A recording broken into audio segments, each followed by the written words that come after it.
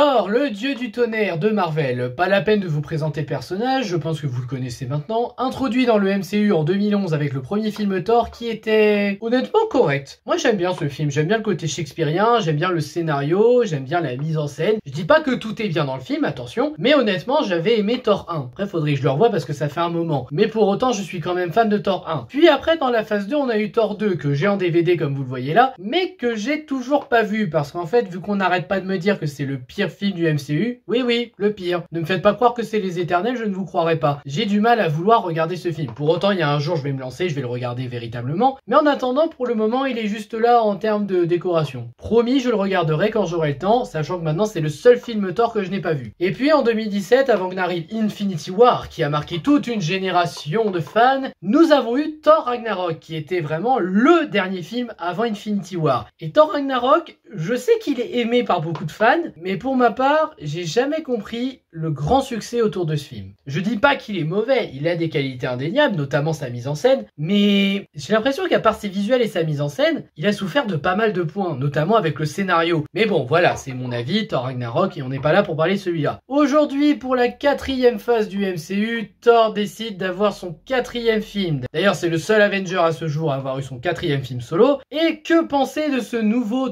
Thor Love and Thunder? Eh bien, on va voir ça tout de suite, mais parlons d'abord de l'histoire de ce Thor Love and Thunder. Alors que Thor vient en aide à Valkyrie et aux Asgardiens qui se font attaquer par Korg, il tombe alors sur une découverte étonnante, son ex Jane Foster, détentrice du marteau Mjolnir. Les deux vont devoir alors s'allier malgré leur querelle pour arrêter Gorr le boucher des dieux. En gros, c'est l'histoire de ce film. Et donc, qu'est-ce que j'ai pensé de ce Thor 4? Et bah, je vous avoue qu'en le voyant, j'ai repensé aux anciens films du MCU de la phase 4, et notamment à Doctor Strange Multiverse of Darkness qui est le plus réussi du lot. Et quand je vois que c'est redescendu à ce niveau avec Thor 4, je suis un peu déçu. Certes, le film est fun et a de très beaux visuels, c'est même ses plus grandes qualités. Enfin, les visuels, hein, pas le fun. Mais pour autant, ce Thor 4, il y a eu des portes qui ont été fermées alors qu'il y avait eu de quoi faire des choses, il y avait de quoi espérer des bonnes choses, et malheureusement ça n'a pas été fait. Alors bien évidemment on va détailler petit à petit pourquoi, et je vais commencer par le positif pour être gentil, mais honnêtement on va dire que ce Thor 4, je l'attendais pas, et il est pas mauvais mais j'ai bien fait de pas l'attendre en fait. En même temps après Doctor Strange Multiverse of Darkness. Donc on va commencer par le positif en parlant de Thor, joué par Chris Hemsworth, qui est toujours là, le dieu du tonnerre, imbu de lui-même, qui se vante toujours, qui préfère agir en solo. On y revient à sa cohérence d'écriture, on en reparlera en partie négative, hein. Mais en dehors de ça, maintenant qu'il a Stormbreaker, il se croit hyper puissant, et j'avoue que il est fidèle à lui-même. Je pense que maintenant Thor est apprécié comme ça, c'est-à-dire vraiment sûr de lui, qui n'hésite pas, qui se bat malgré les dégâts, et je reconnais, je l'apprécie, ou alors c'est que je me suis vraiment trop habitué à cette version de Thor. Mais en tout cas, j'avoue que le revoir en tant que perso principal, c'est plaisant. Même si je pense que ça aurait été mieux qu'il passe en personnage secondaire parce que Mighty Thor, Jane Foster, jouée par Natalie Portman, est beaucoup plus intéressante que lui. Après leur rupture, elle a été victime d'un cancer qu'elle essaye de soigner avec la chimio en se battant, mais ne trouvant pas de solution pour se soigner, elle décide de trouver Mjolnir qui, au final, est venu à elle, et à devenir la nouvelle déesse Thor. Mighty Thor, pardon, pas Thor. Thor c'est la version masculin, Mighty Thor c'est la version féminin. Moi je trouve pour ma part que Jane Foster a un développement plus intéressant que Thor, parce que concrètement Thor a pas de réel développement, à part par rapport à son ancien couple, mais ça on va y revenir plus tard. Mais sinon Jane Foster est plus intéressante dans ses motivations du pourquoi elle veut Mjolnir, et même de se rendre compte que même si elle a Mjolnir, elle est pas totalement soignée. Donc oui, vraiment, de ce point de vue là, je trouve que Jane Foster aurait fait un personnage principal plus intéressant que Thor. Et enfin, un personnage que j'apprécie pas particulièrement, mais dont il faut reconnaître l'utilité, Zeus, joué par Russell Crowe, qui est un dieu imbu de lui-même, qui se la pète, qui ne fait que penser à ses petits plaisirs personnels et tout ça, blablabla. Et bizarrement, il est tellement irresponsable que ça fonctionne. Il donne raison à Gorr. Je vous expliquerai pourquoi quand on parlera de Gorr, mais concrètement, en voyant Zeus là, on se dit que Gorr n'a peut-être pas tort. C'était pas une blague volontaire et c'est pas drôle. D'ailleurs, parlons de Gorr, joué par Christian Bale, un homme qui a toujours voulu croire en ses dieux et qui, en tombant sur son dieu qui voit qu'il n'en a rien à faire de lui, décide de devenir le boucher des dieux et de tous les tuer parce qu'il a été déçu par celui-ci. Ça fait un peu gamin, je le reconnais, mais c'est compréhensible. Honnêtement, mettez-vous à la place de Gorr. Il a prié on ne sait combien de temps pour espérer de l'aide pour pouvoir sauver sa fille et lui-même, et quand il voit que son dieu n'en a juste rien à faire de lui, c'est pas étonnant qu'il veuille trucider les dieux après ça. Donc oui, Gorr, pour ce film, c'est un méchant qui fonctionne bien. Les costumes sont d'assez bonne qualité et j'aime bien l'armure de Mighty Thor, ce que porte Jane Foster, c'est vraiment classe. Par contre, juste un point négatif sur le costume, le casque de Thor. Dégueulasse en live. Autant dans les dessins animés ça passe, hein, mais alors là, en live, il est dégueulasse. Mais sinon, non, la majorité des costumes passent bien et définissent bien les personnages. Question évolution, c'est intéressant, mais c'est surtout lié à la relation de nos deux personnages principaux. C'est-à-dire que Thor, de son côté, apprend à être moins imbu de lui-même, même si c'est pas la première fois qu'il apprend cette leçon, on y revient. Et Mighty Thor, ou plutôt Jane Foster, de son côté, elle apprend à combattre la maladie et à comprendre un peu mieux Thor et ce qu'est la notion de héros. En termes d'évolution, ces deux-là, ça marche. Et leur relation, pareil, même si au début ça fait gamin qu'ose pas se parler, mais on sent qu'ils ont encore des sentiments l'un pour l'autre. D'ailleurs, c'est ultra prévisible qu'ils vont se remettre ensemble. Pour autant, la relation se développe d'une manière assez intéressante pour petit à petit qu'ils se remettent ensemble et essayent d'envisager quelle serait la meilleure solution pour eux deux, malgré les dangers qui menacent leur couple. Et je parle pas forcément que de Gorr, mais aussi du cancer de Jane. Un des points les plus positifs de ce film, les visuels. Les visuels sont juste magnifiques. Déjà dans la bande-annonce, on a quelques exemples, mais dans le film en lui-même, on a d'autres exemples qui fonctionnent bien. La mise en scène qui a quelques bonnes idées. On va pas dire que la mise en scène brille non plus, mais elle a quelques bonnes idées. Le symbolisme intéressant par rapport à ce que représente Jane pour Thor, Mjolnir pour Thor, Stormbreaker pour Thor. D'ailleurs, il y a un symbolisme assez bizarre sur le fait que Mjolnir serait comme le premier amour de Thor, et que là, il y a Stormbreaker qui fait des jalousies. Ouais, les armes ont des consciences. Why not, hein? Mais en soi, il y a des éléments de symbolisme qui fonctionnent très bien. La fin est un peu étrange, mais elle passe bien. Enfin, du moins, ça va avec l'évolution de Thor. Même s'il y a quand même des choses à redire, on y revient en partie spoil. Les musiques originales, même copyright, sont assez bien choisies. Ça va assez bien avec ce qui se passe à l'écran. Ça peut pas être pire que I've Got the Power de Thor Ragnarok qui me sortait complètement du film. Le jeu d'acteur est plutôt pas mal de la part de tous les acteurs et actrices. Même les personnages qui sont un peu inutiles, faut admettre qu'ils jouent assez bien. Les décors sont de bonne qualité et malgré certaines choses prévisibles, il y a quand même un peu d'inattendu qui fonctionne. Maintenant pour le négatif, je vais commencer par un des plus gros problèmes de ce film. Thor a encore régressé au même stade qu'au début de Thor 3. C'est-à-dire qu'encore une fois, Thor est redevenu un gamin imbu de lui-même qui est persuadé de pouvoir gagner et qui ne veut se fier qu'à lui-même. C'est bien de régresser le personnage au même point que Thor 3, si c'est pour lui refaire exactement la même évolution. Non, réellement, je vois pas l'intérêt de refaire à nouveau ça. C'est peut-être un signe qu'il faut juste changer de Thor. J'aime beaucoup Chris Hemsworth en Thor, mais s'il faut passer la main parce que tu ne sais plus comment faire évoluer le personnage, c'est qu'il y a peut-être plus besoin de le faire évoluer et qu'il faut juste tourner la page. Je ne sais pas, mais en tout cas, le fait que Thor ait encore régressé au même point, c'est chiant. Ensuite, un point que pour ma part, je trouve inintéressant, la dichotomie entre Thor et Gorr. Dichotomie, force du bien contre le mal. Sauf que là, ça se contente d'un tueur de dieux qui veut tuer les dieux parce qu'il est dégoûté, à un dieu qui veut l'arrêter juste parce qu'il veut pas mourir et il veut pas que ses amis meurent. Je trouve que cette dichotomie n'est pas très intéressante. Et vous savez quelle dichotomie aurait mieux marché? Mighty Thor contre Gorr. Là, ça aurait mieux marché parce que Gorr a souffert à cause des dieux.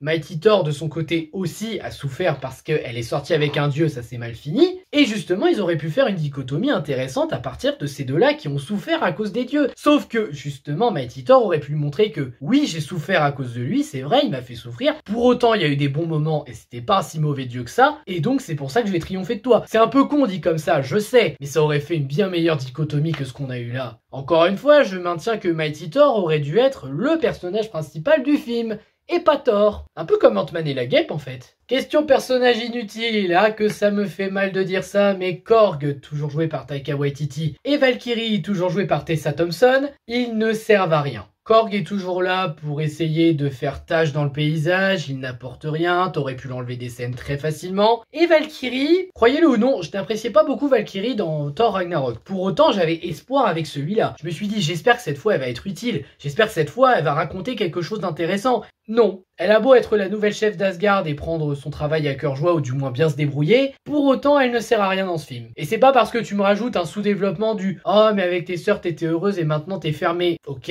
c'est triste pour toi, mais ça n'empêche pas que tu ne sers à rien dans cette histoire Valkyrie, je suis désolé. Et franchement j'aurais aimé que tu serves à quelque chose. L'humour est toujours aussi naze parce que c'est toujours des blagues. Ah, c'est rigolo, vas-y rigole avec moi, humour forcé. Et ça me saoule parce que Waititi est comme ça, et là ça correspond plus au cahier des charges du MCU et c'est chiant. D'ailleurs ça amène aussi des longueurs inutiles, ça fait qu'il y a des blagues qui traînent, et où t'as envie de te dire putain mais on aurait pu raccourcir la séquence beaucoup plus vite. Et aussi des moments inutiles. Genre maintenant il existe un dieu qui s'appelle Nanani Nananer. Je sais pas s'il existe en vrai, mais en tout cas pour le film on dirait une grosse blague. Aussi il y a un caméo que je regrette. Là j'avoue que ça vient plus plus de moi. Mais qu'est-ce que je déteste ce caméo. Vous savez, du premier Thor, il y a un personnage que j'ai jamais supporté, c'est Darcy. Darcy, je l'ai toujours vu comme la comic relief du premier film, et elle me saoulait. Et bah là, elle est revenue juste pour un caméo, mais la voir, j'avais envie de me dire, c'était pas nécessaire. Et sincèrement, la scène où elle est là, je confirme, c'était pas nécessaire. T'aurais pu te contenter du docteur, justement, qui bosse au Shield. Lui, ça aurait apporté plus d'impact. Mais elle, je suis désolé de le dire, non, Darcy était pas utile. L'émotion, bizarrement, ne fait pas effet, alors que je pourrais être touché par certaines scènes du film, et je pense qu'ils ont vraiment essayé. Je n'arrive pas à être touché. D'ailleurs, c'est pareil pour la tension, il a beau arriver certaines choses, je n'arrive pas à croire à la tension envers nos personnages. Un point que je vais critiquer qui va vous paraître choquant, les effets spéciaux. En général, les effets spéciaux dans les films du MCU sont de qualité. Or là, le début du film, le flashback où tu vois le bébé Thor près de sa mère là sur la poitrine, où elle la porte pendant une guerre, ah bah je pensais pas dire ça un jour, mais waouh, le MCU a fait un effet spécial mal fait. Les scènes d'action, elles sont pas mal, malgré qu'elles soient un peu trop surcutées. Oui, il y a trop de cuts et honnêtement, ça devient un peu difficile à suivre à ce niveau-là. Peut-être qu'avec moins de cuts, les scènes d'action auraient mieux fonctionné. Après, c'est dommage parce qu'en termes de chorégraphie, il y a des bonnes idées, notamment avec Mjolnir qui est fissuré un peu en morceaux, qui se reconstitue. Ça donnait des bonnes idées de chorégraphie. Mais malheureusement, les scènes d'action,